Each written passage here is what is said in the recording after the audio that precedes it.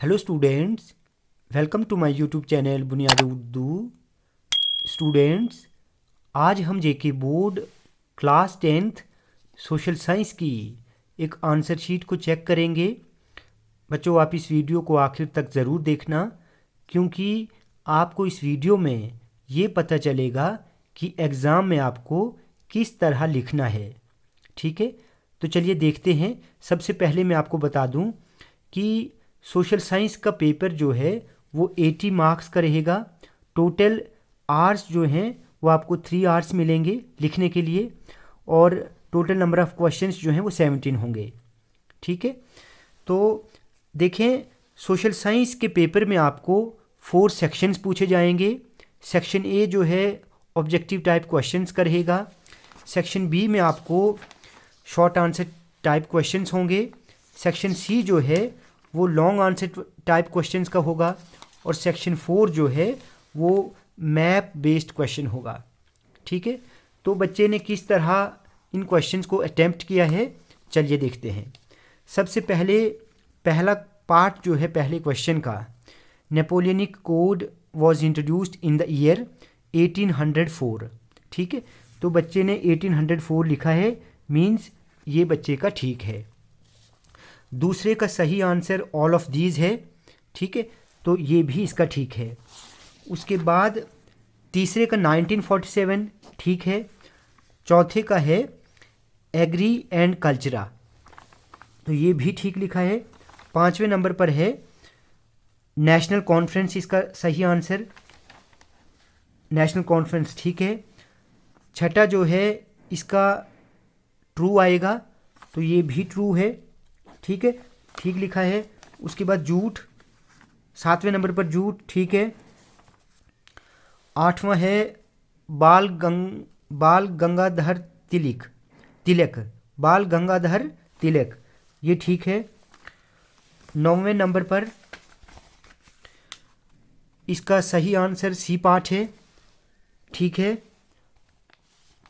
Hell is a public sector plant, 10th, yes true. उसके बाद 11th 1854 बिल्कुल ठीक है। Jute industry is agro based, बिल्कुल ठीक लिखा है। ठीक है, देखिए आपने स्टेटमेंट नहीं लिखनी है क्योंकि टाइम कम होता है। आप डायरेक्ट जो है इनके आंसर्स लिखेंगे। ठीक है, जिस तरह इस स्टूडेंट ने लिखा है आप बिल्कुल ऐसे ही लिखेंगे। ठीक है, उसके बाद 13th क्या है, which type of government exist in the world, all of these ठीक है। Rule of the few are of dash is known as dictatorship, तो इसका 1 आएगा, 1%, वेरी गुड ठीक है। उसके बाद स्टेट्स कितनी है, 28 ठीक है। The high court of Jammu and Kashmir आएगा, तो जम्मू एंड कश्मीर ठीक है। There are 179 major craft clusters ठीक है। स्टेट डिजास्टर रिस्पॉन्स फंड ठीक है। श्रीनगर 19th श्रीनगर है, तो ठीक है। उसके बाद 20th ऑल ऑफ दीज आएगा, तो ऑल ऑफ दीज है। देखिए इस बच्चे के सारे ठीक हैं। स्टेटमेंट आपको नहीं लिखनी है, ठीक है, किसी भी एमसीक्यू की स्टेटमेंट आपको नहीं लिखनी है। तो ये सारे के सारे इसके ठीक हैं। ठीक है, अब देखें थोड़ा सा यहाँ पर गैप रहा था, लेकिन बच्चे ने दूसरे पेज पर लिखा है, ये बहुत अच्छी बात है। पीटीओ प्लीज़ टर्न ओवर, ठीक है, तो ये ठीक है। अब देखें, अब उसके बाद शॉर्ट आंसर टाइप क्वेश्चंस लिखे हैं।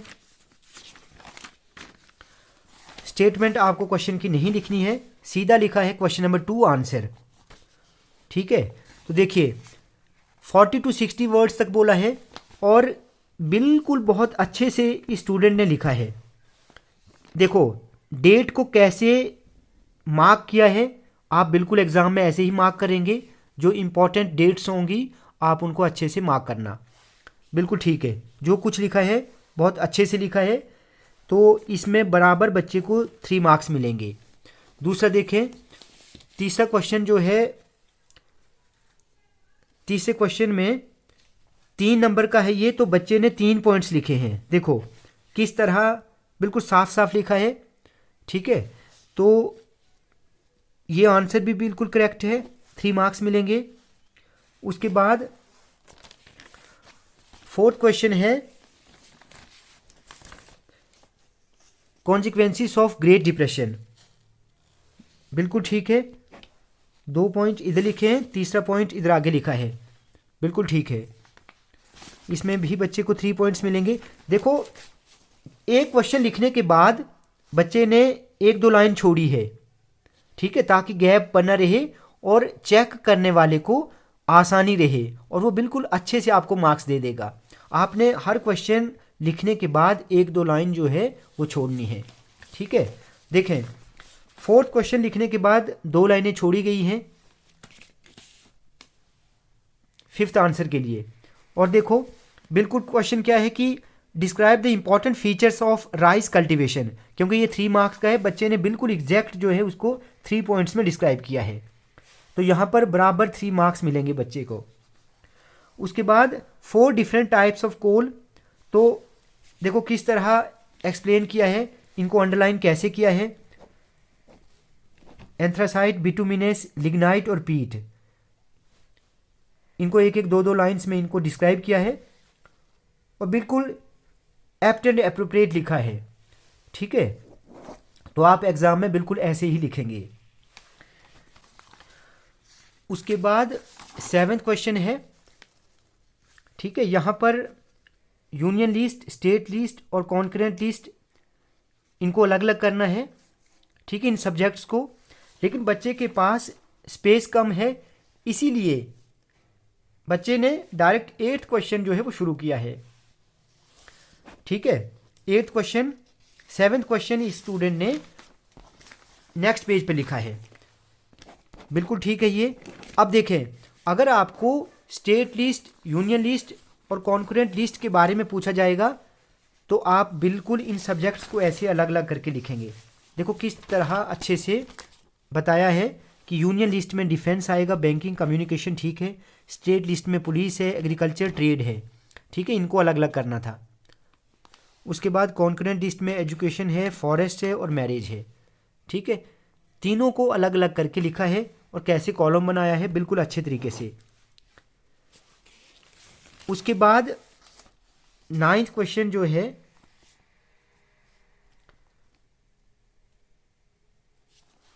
नाइन्थ क्वेश्चन को बिल्कुल 3 पॉइंट्स में डिस्क्राइब किया है, कितने सही तरीके से लिखा है, देखो बिल्कुल अच्छे से लिखा है। 10th क्वेश्चन जो है 3 डिग्री ऑफ बर्न्स है, तो तीनों को बिल्कुल 2-3 लाइन्स में डिस्क्राइब किया है।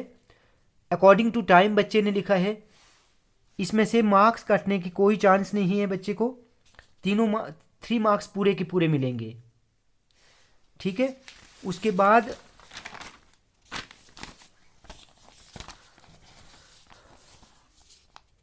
11th है micro, small and medium scale industries. ये क्वेश्चन देखें आप, 11th, और स्टूडेंट ने बहुत अच्छे तरीके से इसको भी एक्सप्लेन किया है। देखो कैसे अंडरलाइन किया है, ये बहुत अच्छी बात है, आप बिल्कुल ऐसे ही अंडरलाइन करेंगे। उसके बाद सेक्शन सी स्टार्ट किया है, सेक्शन सी जो है लॉन्ग आंसर टाइप क्वेश्चंस हैं। सेक्शन सी में सबसे पहले स्टूडेंट ने इस पैसेज को लिखा है, पैसेज ये आई है और इस पैसेज के आंसर्स जो हैं वो यहाँ पर हैं। फर्स्ट क्वेश्चन 1 मार्क का है, सेकंड क्वेश्चन 2 मार्क्स का, थर्ड क्वेश्चन 2 मार्क्स का, तो उसी के अकॉर्डिंग आपको इनको लिखना है।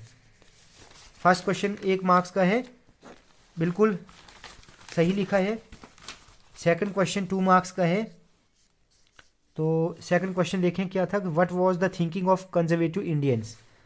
Conservative Indians believed that A literate girl would be widowed and feared that women would be corrupted by reading Urdu romances. Very good, ठीक है, तो बिल्कुल ठीक लिखा है, ये पैसेज बिल्कुल ठीक है। 5 मार्क्स आसानी से इसमें मिलेंगे, 1 2 2, बिल्कुल बिल्कुल ठीक है। उसके बाद 12th क्वेश्चन को शुरू किया है।